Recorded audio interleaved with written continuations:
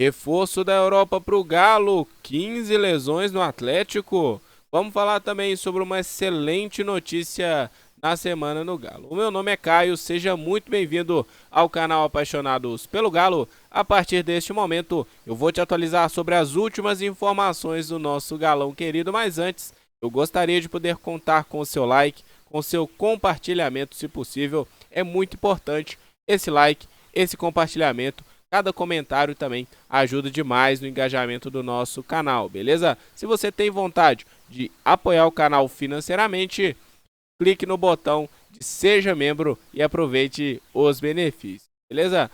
É de graça o like, é de graça o like, aí agora foi.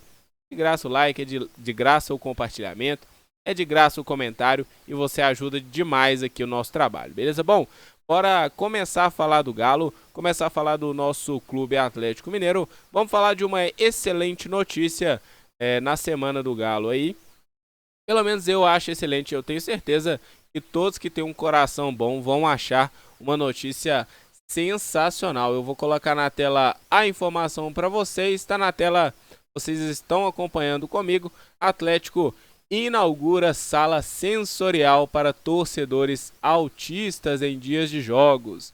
O projeto, que está em fase de testes, comporta até 6 crianças por jogo, sempre acompanhadas por um responsável, tá? E ficou bonito pra caramba. Depois vale a pena vocês darem uma olhada na internet, nas imagens aí, beleza? Aqui a gente vai focar na notícia. O Atlético deu um importante passo rumo à inclusão ao lançar oficialmente o espaço sensorial, ambiente voltado para acolher torcedores com transtorno do espectro, né? Os autistas. Durante a partida contra o Internacional na Arena MRV no último dia 13 de junho, o novo espaço oferece, né, um ambiente tranquilo, com iluminação controlada, isolamento acústico e atividades adaptadas, pensando especialmente para que as crianças autistas possam desfrutar da paixão pelo futebol com mais conforto e segurança. O projeto, que está em fase de testes, comporta até 6 crianças por jogo, sempre acompanhadas por um responsável. Gente, isso é sensacional. O Atlético, que é o time do povo, mais uma vez aí saindo na frente dos outros clubes, né? E inaugurando essa sala sensorial aí. Eu achei sensacional, achei, como disse na matéria, né? A questão da inclusão social é muito importante, tá? É muito importante. Tanto um deficiente visual, como um deficiente físico, né, em questão cadeirante, os próprios autistas também, né, até os que não são, não têm um grau muito alto de autismo, né, é, até os com pouco grau ali também, tem que ter o seu espaço, sim, gente. Aí já é questão de humanidade, né, nunca foi só futebol e nunca será só futebol. Tem que lutar por essas causas, tem que lutar por essas inclusões. O Atlético está no caminho certo nessa questão aí dos projetos. Precisa melhorar a gestão do clube em questão de muitas coisas. Mas em questão de projeto social, o Atlético sempre saindo na frente aí, não é verdade? Deixe nos comentários a sua opinião sobre essa excelente notícia do Galão da Massa. Bom, de bate-pronto, a gente vai falar agora sobre uma questão que realmente assombra o Atlético, né? Que é a questão de lesões, né? 15 lesões no Atlético, que história é essa? Bom, a informação aqui do No Ataque, né? O site No Ataque aqui, fala da questão aí do primeiro semestre do Atlético, né? Questão de lesões e tudo mais. Eu vou mostrar para vocês aqui a matéria. Vai acompanhar junto aqui, ó. Atlético fecha primeiro semestre com 15 lesões. Saiba quem perdeu mais jogos. Assim como em 2024, Atlético voltou a lidar com problemas relacionados a lesões no elenco no primeiro semestre. Veja o balanço. Arana volta a sentir dores e é consolado. Aqui é descrito da imagem, né? E tudo mais. Tá.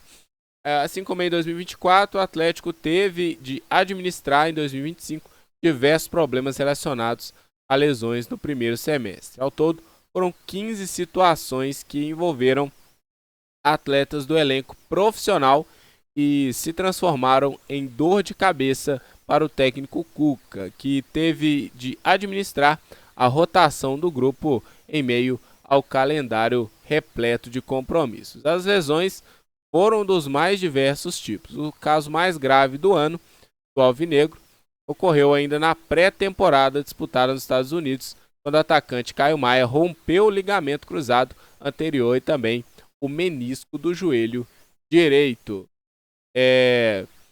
Contratação mais cara da história do Atlético, o atacante Júnior Santos amargou 2 lesões distintas e somente nas últimas semanas conseguiu ter maior sequência de jogos com Cuca. O Jacaré machucou o tendão da panturrilha direita no começo do ano e posteriormente sofreu lesão na coxa direita. Outro nome importante para o Galo, lateral esquerdo Guilherme Arana, foi baixa durante boa parte aí do primeiro semestre, né?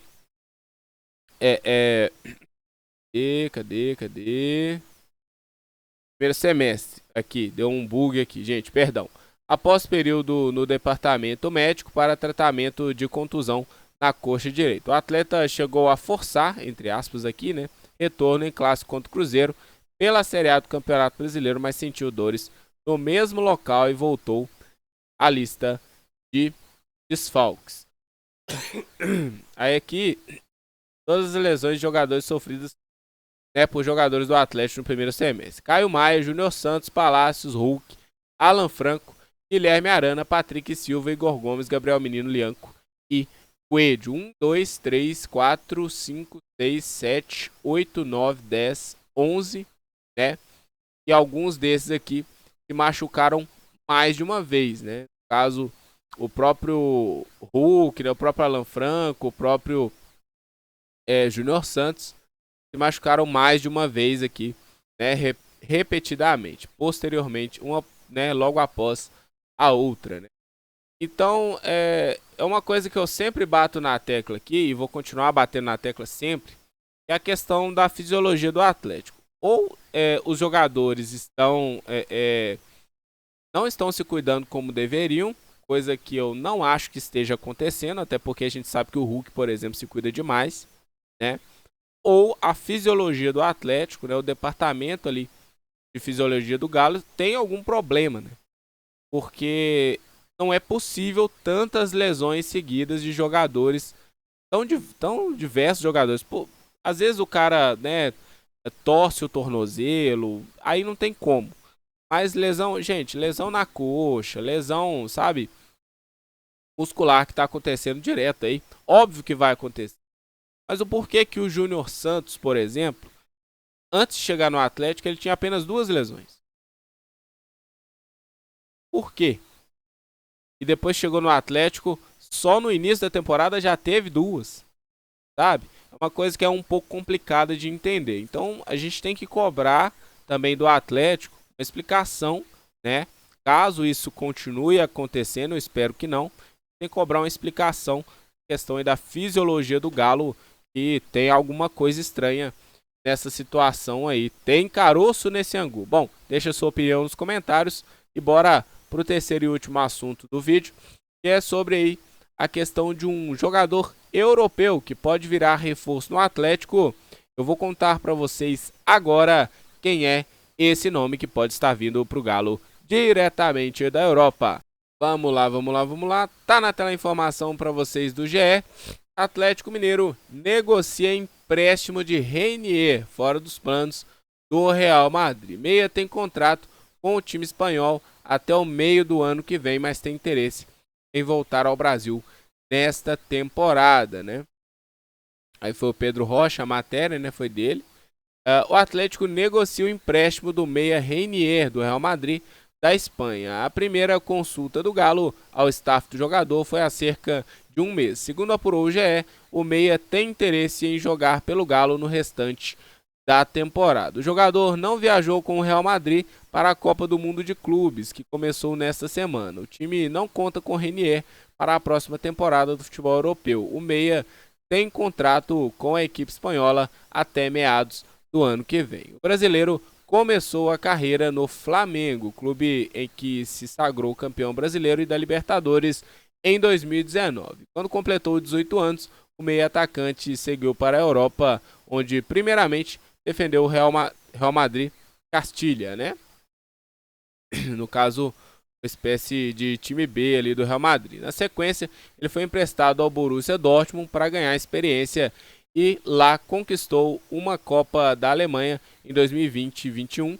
Nesse período, ele ainda ganhou o ouro olímpico com a seleção brasileira em 2021. Na temporada 22 e 23, Renier voltou à Espanha para defender o Girona, onde entrou em campo 18 vezes pela La Liga, balançou as redes em 2 oportunidades e ainda deu uma assistência. Já em 2023/2024, o brasileiro vestiu a camisa do Frosinone da Itália. Na última temporada, Renier defendeu o Granada, também da Espanha, e fez 25 jogos, marcando um gol e assinalando 4 assistências. Tá aí o Renier, seria uma boa para você?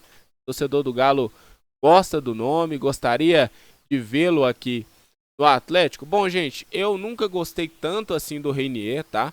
Desde a época que ele surgiu no Flamengo, eu imaginava que poderia realmente ser aquele foguete molhado, né? Não que ele seja um mau jogador, tá? Mas muito se falou de Renier, né? Colocaram muitos holofotes, né, em momentos ali que não precisava, o cara ainda bem novo, né, começando a carreira no futebol, e a imprensa muitas vezes, também os próprios torcedores, próprios dirigentes, enfim, pessoal do meio do futebol no geral, acaba dando dando a entender, né, que o jogador já é um craque, que o jogador vai se tornar um craque a todo custo, e a gente sabe que não é assim.